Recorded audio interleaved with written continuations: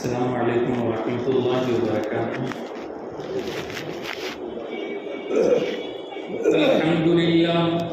الحمد للہ وکفى والسلام علی عباده الذین اصطفى، اما بعد فاعوذ باللہ من الشیطان الرجیم، بسم اللہ الرحمن الرحیم۔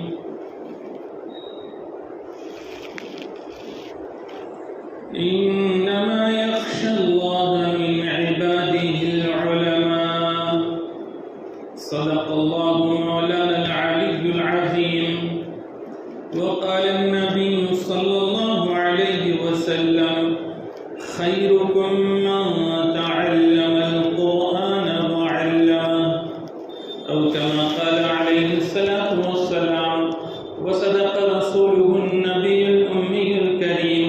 نحن على ذلك لمن الشاهدين والشاكرين، والحمد لله رب العالمين۔ محترم بزرگوں اور دوستو،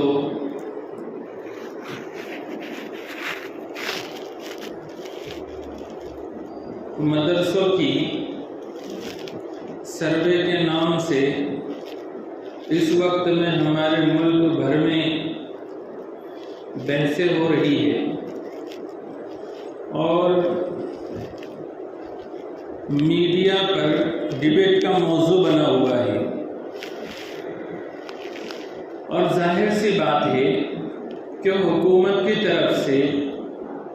مدارس اسلامیہ کے سروے کرانے کا آرڈر کا نکلنا اور پھر میڈیا کو اس کو اپنے ہاتھوں ہاتھ لینا، یہ ایک منظم سازش کا حصہ ہے۔ اگر ایسا نہ ہو یا ایسا نہیں ہوتا تو ظاہر سی بات ہے کہ سروے کوئی بری چیز نہیں ہے، سروے تو ہونا چاہیے، لیکن ایک خاص قوم اور مذہب کے ایسے اداروں کا جہاں پر ان کی مذہبی تعلیم ہوتی ہو،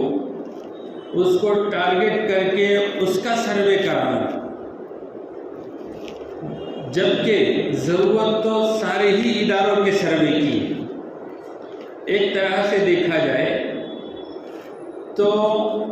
سب سے پہلے تو جو سرکاری ادارے ہیں ان کے سروے ہونے چاہیے کہ گورنمنٹ کے گائیڈ لائن کے لحاظ سے وہ برابر چل بھی رہے ہیں کہ نہیں چل رہے ہیں۔ پھر اس کے بعد اگر غیر سرکاری اداروں کی، سماجی اور مذہبی اداروں کا سروے ہونا چاہیے، تو پھر بغیر کسی مذہب کی تخصیص کے ساری ہی مذہبی اداروں کی، چاہے وہ مسلمانوں کے ہو، چاہے وہ کرسچنز کے ہو، چاہے وہ سکھوں کے ہو، چاہے وہ ہندوؤں کے ہو، چاہے وہ کسی اور ذات اور دھرم کے ہو، سروے اگر ہونا چاہیے تو سبھی کا ہونا چاہیے، لیکن سب طرف سے نظر ہٹا کر صرف اور صرف مدارس کو نشانہ بنانا اور اس کے سروے کا حکم جاری کر کے مدارس گھومنا، یہ ایک سازش کا حصہ ہے۔ اس کے ذریعے سے ہوگا یہ کہ جہاں پر غیر مسلموں کے دل دماغ میں ان مدارس کی چھوی خراب کرنا اور اسی طرح سے مسلمانوں کو بھی ذہنی طور پر ان مدارس سے دہشت زدہ کرنا اور مدارس سے دور کرنا، یہ آسان ہو جائے گا۔ یہ مدارس دین اسلام کی بقا کے لیے، تحفظ کے لیے حضور صلی اللہ علیہ وسلم کے زمانے ہی سے قائم ہیں۔ ذرا دیکھو، سب سے پہلا مدرسہ وہ غار ہیرا۔ جب لوگ حج کو جاتے ہیں تو بڑے تقدس اور احترام کی نگاہ سے اس غار کو دیکھتے ہیں جس کو ہیرا کہتے ہیں۔ لوگ پیسے خرچ کر کے اس کی زیارت کو جاتے ہیں، اور جب وہاں جاتے ہیں تو وہاں برسنے والے انوارات اور برکات کا مشاہدہ کرتے ہیں، اور ان کی طبیعت وہاں سے ہٹنے کو اور چلنے کو نہیں ہوتی۔ وہ وہی جگہ ہیں جہاں پر قرآن کریم کی پہلی وحی نازل ہوئی، خود اللہ تعالیٰ استاذ اور معلم انسانیت حضرت محمد صلی اللہ علیہ وسلم یہ ان کے شاگرد، اور درمیان میں واسطے کا کام انجام دینے والے حضرت جبرائیل علیہ السلام، اور قرآن کریم کا پہلا جو سبق پڑھایا گیا وہ اقرا پڑھیے۔ پھر اس کے بعد مکہ مکرمہ میں جو بھی کوئی مسلمان بنتا اس کو قرآن کریم سکھانے کے لیے، اسلامی عقائد اور نظریات سے واقف کرانے کے لیے ابن ابی ارقم رضی اللہ تعالیٰ عنہ کا گھر، جس کو دار ارقم کہتے ہیں، تو وہاں پر یہ مدرسہ چلا۔ پھر اس کے بعد جب مدینہ منورہ رسول اللہ صلی اللہ علیہ وسلم پہنچے تو مسجد نبوی میں وہ ایک چبوترا ہے جس کو صفہ کہتے ہیں، اس صفہ کے چبوترے پر حضور صلی اللہ علیہ وسلم کا پڑھنے پڑھانے کا معاملہ شروع ہوا، تو وہ مدرسہ تیسرا مدرسہ، اور وہاں سے پھر تسلسل چلتا رہا، اور ہر زمانے میں مسلمانوں کی ایک بنیادی ضرورت دینی مدرسہ ہوا کرتا ہے۔ جب اس ملک میں راجاؤں کی اور بادشاہوں کی حکومتیں تھیں تو اس وقت میں مدرسے بڑے آب و تاب کے ساتھ چلا کرتے تھے۔ فرق صرف اتنا تھا کہ مغلوں کے دور میں جو مدرسے چلتے تھے وہ مدرسے الگ سے کوئی تعمیرات ان کی نہیں ہوا کرتی تھی، مسجد میں اور خانقاہوں سے لگے ہوئے تھے۔ دوسرا فرق یہ تھا کہ وہاں پر صرف دینی تعلیم نہیں ہوتی تھی، عصری تعلیم بھی ہوتی تھی، اور دونوں علوم میں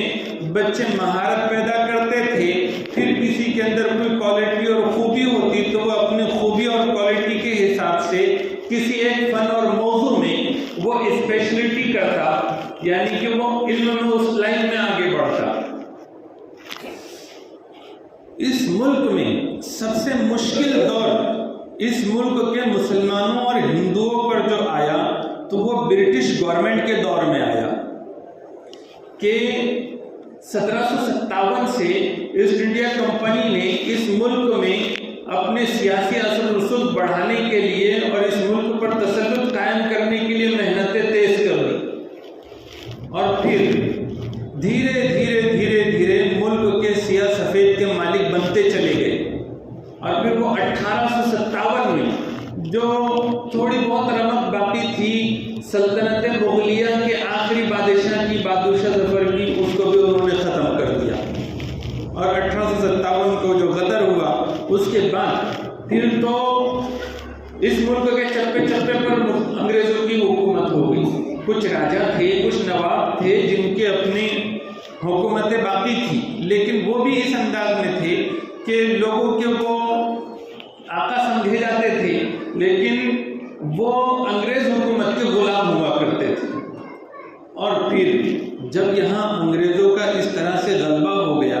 تو انہوں نے اپنے سیاست کو اور اپنی حکومت کو باقی رکھنے کے لیے انہوں نے جہاں دوسرے پیترے اپنائے تو وہیں انہوں نے ایک سلسلہ یہ بھی شروع کیا کہ عیسائی رہنماؤں کو اور عیسائی پادریوں کو انہوں نے یہاں بلایا اور عیسائیت کی تبلیغ شروع کر دی، لالچ دے کر، ڈرا کر۔ ان کے نشانے پر مسلمان بھی تھے اور اس دیش کے ہندو بھی تھے، لیکن معاملہ یہ ہوا کہ ہندوؤں میں جو نچلی ذات کے سمجھے جانے والے لوگ تھے وہ لوگوں نے بہت زیادہ ان کا استقبال کیا اور وہ ان کے چکر میں پڑ گئے۔ اب ان کے لیے سب سے بڑا چیلنج مسلمان تھے، کیونکہ مسلمان کسی قیمت پر اپنے دین اور ایمان کو چھوڑنے کے لیے تیار نہیں تھا، تو ان کے لیے ایک طرح سے لوہے کے چنے چبانے جیسی چیز تھی کہ ایک طرف وہ ہندو کمیونٹی میں کامیاب ہوتے جا رہے تھے اور مسلمان برابر ان کو ٹکر دیے جا رہے تھے۔ پھر ایسے میں ہوا یہ کہ آریہ سماج اٹھا اور ان کے اسکالروں نے بھی جو ہے تو انگریزوں کا سپورٹ کرنا شروع کر دیا اسلام کے خلاف۔ پھر انہوں نے جو کام کیے، انہوں نے مذہبی تبلیغ کے نام پر اور اسلام اور مسلمانوں کو غلط ثابت کرنے کے لیے ہر طرح کا حربہ استعمال کیا،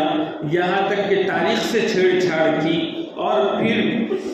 بیجا اعتراضات اسلام پر اس کو تحریری شکل میں عام کرنا شروع کر دیا، مناظروں کا بازار گرم ہو گیا، اور پھر سچی جھوٹی باتیں،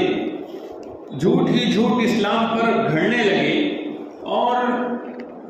اسلامی قوانین پر، اسلامی تعلیمات پر انہوں نے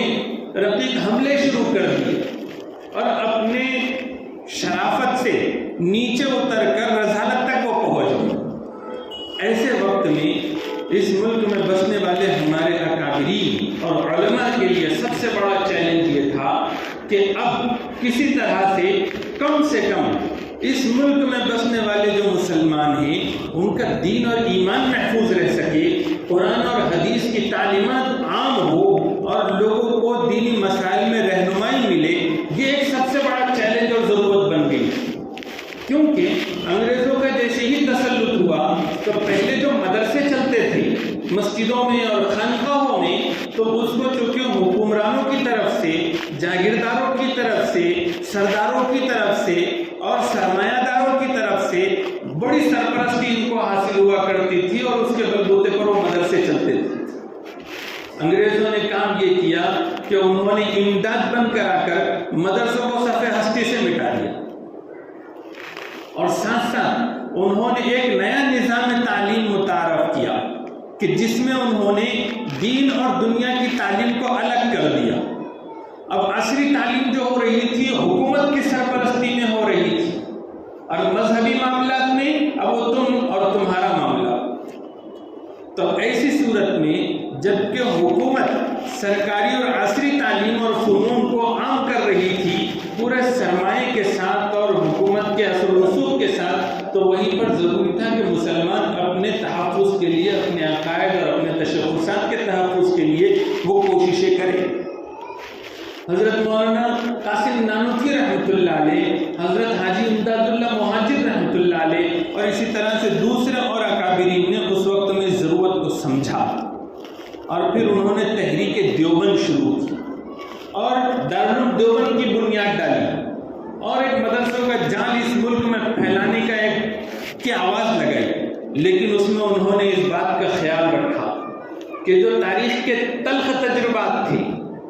تو وہ دوبارہ پیدا نہ ہو، اس لیے انہوں نے جو بنیاد رکھی تو بنیاد میں ایک چیز یہ رکھی کہ یہ جو مدرسے اب چلیں گے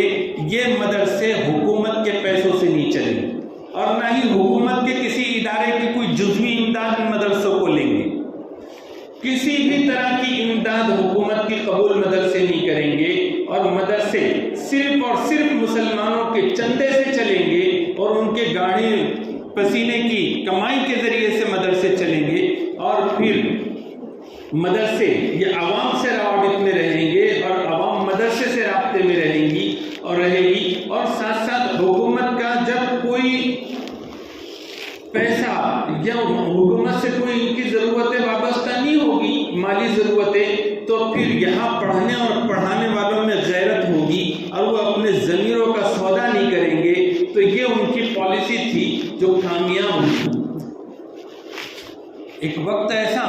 اس دیش پر کہ دور دور تک کوئی جنازہ پڑھانے والا نہیں ہوا کرتا تھا، آج اگر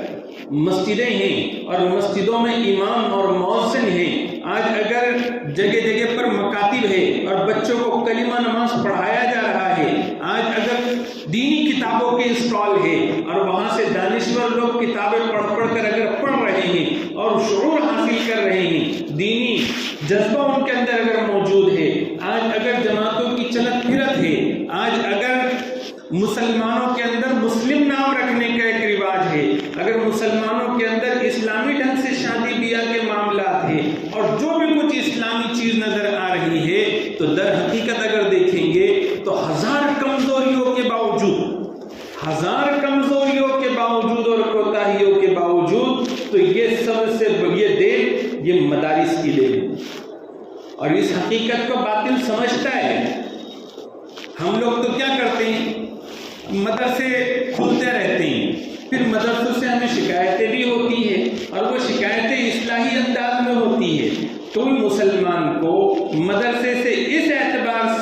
شکایت ہونا یا نفرت ہونا کے ساتھ یہ دین پڑھا رہے ہیں، ایسا کبھی بھی نہیں ہو سکتا۔ کچھ کمزوریاں ہوتی ہیں، کبھی سوسائٹی کی گڑبڑیاں ہیں، کمیٹیوں کی گڑبڑیاں ہیں، کبھی کچھ اور کبھی کچھ، تو چاہتے ہیں ہم کہ اس میں سدھار آئے۔ اس وجہ سے ہم لوگ آپس میں جو مذاکرے کرتے ہیں اور کبھی انگلیاں اٹھاتے ہیں مدرسے کی طرف، تو باطل کو ایسا لگتا ہے کہ کہیں نہ کہیں ہم اپنے ایجنڈے میں کامیاب ہو سکتے ہیں۔ کس طرح سے کہ شکایت کرنے والے ان کی قوم میں خود موجود ہیں اور ان کو اس کا ذرا احساس نہیں ہے کہ آج وہ جو کلمہ پڑھتے ہیں، جو نماز پڑھتے ہیں، اس ملک میں الگ الگ مسلک کے لوگ ہیں اور دین پر اپنی جان نچھاور کرنے کا جذبہ ان کے اندر ہے، تو یہ بجلی گھر جو ہے مدرسے ہیں اور یہی سے ان کو دین کی رمق اور دین کا چسکا پہنچتا ہے۔ تو انہی کے لوگوں کو پھر ہم اعلی کار بنا سکتے ہیں اور ان مدارس کو دوبارہ بند کرنے کا جیسے انگریزوں نے کام کیا تھا اس طرح سے کیا جا سکتا ہے۔ تو اسی مقصد اور ایجنڈے کے تحت، کیونکہ ہمارا جو دستور ہے، اس ملک کا جو کانسٹیٹیوشن ہے اور جو آئین اور قانون ہے، تو وہ ہم کو اپنے پسند کے مذہبی ادارے قائم کرنے کا اور اپنے کو خود دین سیکھنے کا، اپنے مذہب کی تعلیم حاصل کرنے کا، اپنے بچوں کو دلانے کا، اپنی کمیونٹی کو دلانے کا، اس کی اشاعت اور تبلیغ کا حق دیتا ہے۔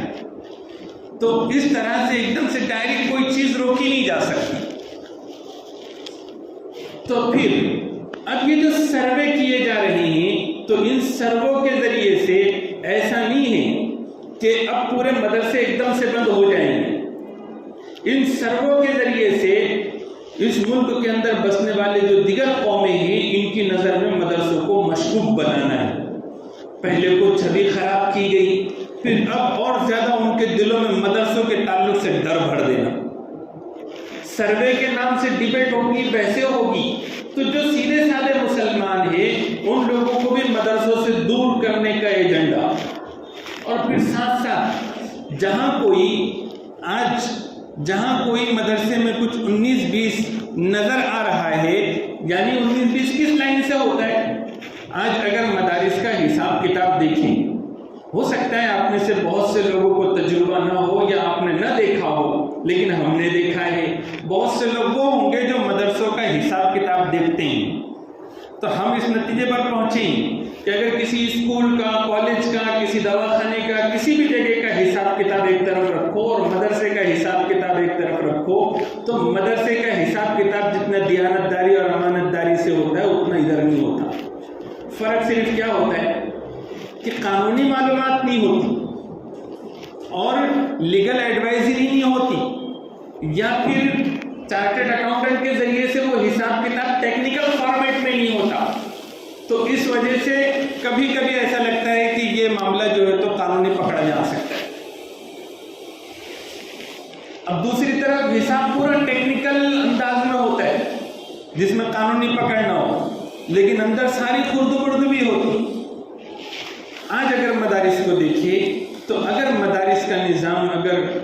دیکھیں گے تو آپ کو لگے گا کہ اس کا حساب کتاب، وہاں جو پڑھائی جانے والی چیز، آپ بتاؤ کہ اس ملک میں آزادی کے لیے جو جدوجہد شروع ہوئی وہ مدارس سے شروع ہوئی۔ مدارس میں پڑھنے اور پڑھانے والے لوگ تھے جو آزادی کے ہیرو تھے۔ اس وقت میں بھی مدرسے میں پڑھنے پڑھانے والے لوگ ہیں کہ جن کے دل میں وفاداری ہے اس ملک سے، اس ملک کی بھلائی اور اس ملک کے بھائی چارہ کے لیے وہ کام کر رہے ہیں، اور اس ملک کے اندر بسنے والے مسلمانوں کی بہتر مستقبل کے لیے ان کو صحیح پالیسیاں دینے والے بھی تو یہی ہے۔ جتنی تحریکیں مسلمانوں کی خیر خواہی میں اٹھی وہ کہاں سے اٹھی، اور اس کے بانیین کون تھے؟ جمعیت علماء ہند کے بانی کون، دعوت و تبلیغ کے بانی کون، اسی طرح سے علی گڑھ تحریک کے بانی کون، اور مسلم پرسنل لا بورڈ کے بانی کون۔ آپ جتنے بھی دینی مخلصانہ خدمت کرنے والی جماعتوں کو دیکھیں گے تو ان کے جو بانی ملیں گے وہ مدرسے سے پڑھے ہوئے لوگ ملیں گے، انتہائی اخلاص کے ساتھ کام کرنے والے، جو حکومت کی لالچ میں آ کر اور عہدوں کی لالچ میں آ کر صرف قوم کو وطن کی محبت نہیں سکھاتے بلکہ خود اپنا دینی فریضہ سمجھ کر سکھاتے ہیں، اور دینی فریضہ سمجھ کر امن شانتی کی بات کرتے ہیں تو ایسے جو مخلص لوگ ہیں ان کو ڈاؤٹ فل کیا جا رہا ہے، جنہوں نے اس ملک کے لیے بلیدان دیا، مسلمانوں نے کتنی بڑی قربانیاں دی، تو ان کی چھوی کو خراب کرنے کے لیے کام کیا جا رہا ہے، اور جنہوں نے اس ملک کے لیے کچھ نہیں کیا سوائے آپس میں پھوٹ ڈالنے کے اور سوائے انگریزوں کی چاپلوسی کے کچھ نہیں کیا، آج ان کو آج ہیرو سمجھا جا رہا ہے۔ یہ جو صورتحال ہے، اس صورتحال کو سمجھنے کی ضرورت ہے کہ کہیں نادانی میں ایسا نہ ہو جائے، ہمارے بھولے پن کا فائدہ اٹھا لیا جائے، یا ہم کوئی مدرسے میں اصلاحی چیز، اس کے اندر ہزار خوبیاں ہیں، ایک آدھ چیز کی وجہ سے ہم اس سے ناراض ہیں اور اس کو دور کرنا چاہتے ہیں، اس وجہ سے ہم شکایتیں کرتے ہیں، تو کہیں ہم کو ایسا سمجھ کر کہ یہ مدارس مخالف ہے ہمارا شکار نہ کر لیا جائے، تو ہوشیار رہنے کی ضرورت ہے۔ دیکھو جو بھی کچھ آج اس ملک میں دین ہے اور دینی تشخصات ہے، مسلمانوں میں دینی بیداری ہے، تو کہیں نہ کہیں اس کے جو تانے بانے ہیں وہ مدارس سے جا کر جڑتے ہیں۔ یہ جو مدرسوں کا احسان ہے، اس کی ہزار کمزوریوں کے باوجود بھی مسلمان ان احسانات کا بدلہ نہیں چکا سکتا۔ مسلمانوں کی ایمان اور آبرو کی جگہ ہے مدرسہ،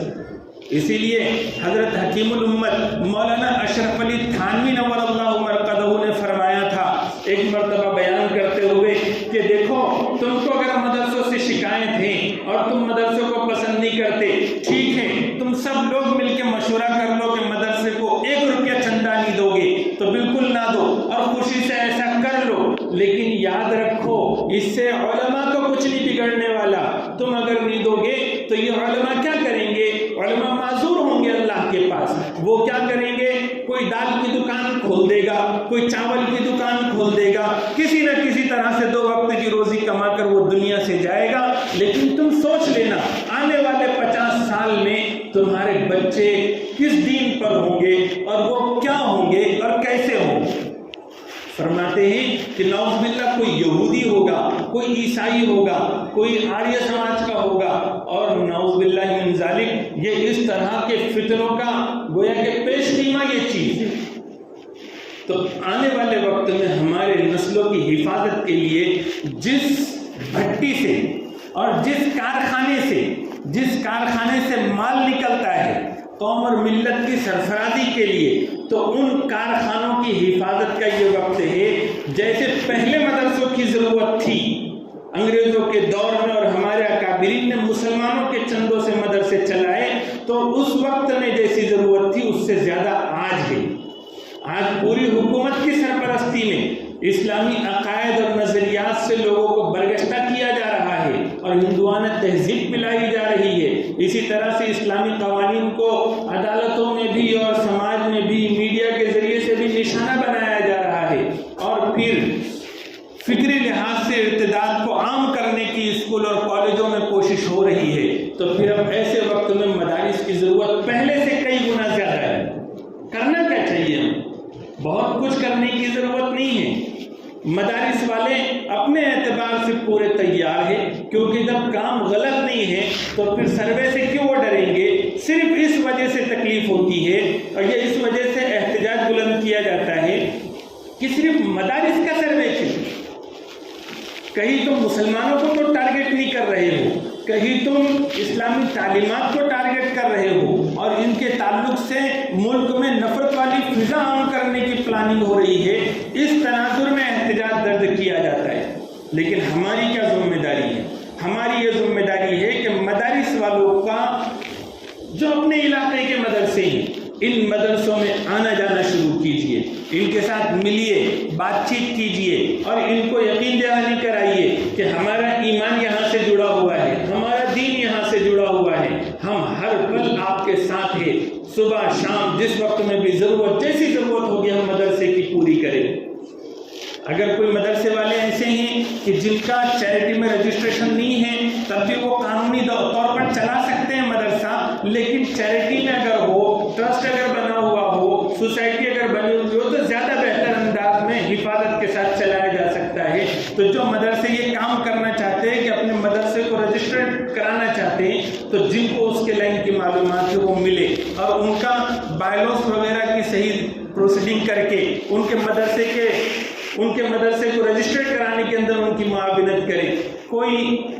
चार्टर्ड अकाउंटेंट हो तो वो मदरसे वालों से रब्ता करे, उनके हिसाब किताब को लीगलिटी में लाने के लिए जो भी कुछ हो सकता है वो काम करे। इसी तरह से दामे दिरमे सुखने मदरसे वालों का ताउन करे, यानी अपनी ज़बान से, अपने किरदार से, अपने अमल से ऐसा न लगे कि हम मदारिस वालों से नाराज़ हैं,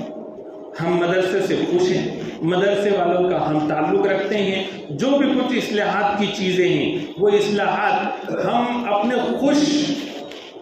उससे खुश होने की वजह से और उसके मोहब्बत होने की वजह से करते हैं,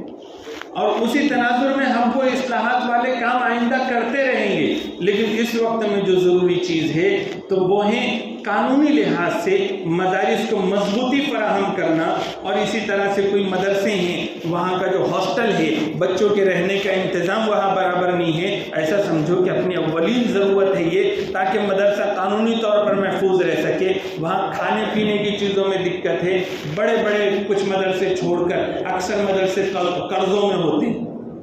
और फिर वो कर्ज़ों के बोझ की वजह से जितनी फैसिलिटी वो देना चाहिए बच्चों को उतनी फैसिलिटी नहीं दे पाते। तो उसमें हमारा किरदार होना चाहिए कि सर्वे होंगे तो फिर ये हॉस्टल का निज़ाम सही लगे, तहरत खाने, बैतुल खला और इस तरह की जो छोटी मोटी चीज़ें भी हमको दिखती है, तो हमने इस तरफ भी मदरसों में जाकर तवज्जो देनी चाहिए। मदरसे वालों को कहना चाहिए कि आप ऐसा ना समझिए कि आप चंदे के लिए जाएंगे या हमको बोलेंगे तो आपको हम ये बोलेंगे कि भाई अभी रमज़ान में तो आए थे, अभी क्या ज़रूरत है, और देखो तुम तुम्हारे हिसाब से नहीं, हम आए ही, हम आपके साथ हैं, जो भी ज़रूरत हो इस वक्त में। देखो तुम्हारे तारत खाने बराबर नहीं बने हुए हैं, खुदा न खास्ता सर्वे होगा, सर्वे ना भी हो, अल्लाह के पास तो होगा सर्वे सबका। और फिर हमारी अपनी जिम्मेदारी है, ये ना होते हुए भी, कि मेहमानान रसूल के लिए जो ज़रूरी चीज़ें होती है, तालीम और तरबियत के लिए जो ज़रूरी माहौल होता है, एक मदरसा है, ज़िम्मेदार और वहाँ के असातिज़ा ये काबिल एतमाद लोग हैं, और फिर इनके ज़रिए से वहाँ बच्चों की अच्छी तालीम और तरबियत का निज़ाम हो सकता है। तो फिर हमारा काम है कि उन अफराद की हर एतबार से मदद करें, अपने आप को उसके लिए पेश करें। ये जो गुजारिशात मैं रख रहा हूँ इस वक्त में मुल्की तनाजुर के तहत भी, और अगर ये मुल्की हालात ना भी होते तो भी इन बातों की आज ज़रूरत थी और इसको हमने समझना चाहिए। तो ये जो कही सुनी बातें हैं सब हज़रात इस पर अमल करेंगे इंशाअल्लाह। अल्लाह ताला मुझे और आपको अमल की तौफीक अता फरमाए। वाखिर दावाना अल्हम्दुलिल्लाह।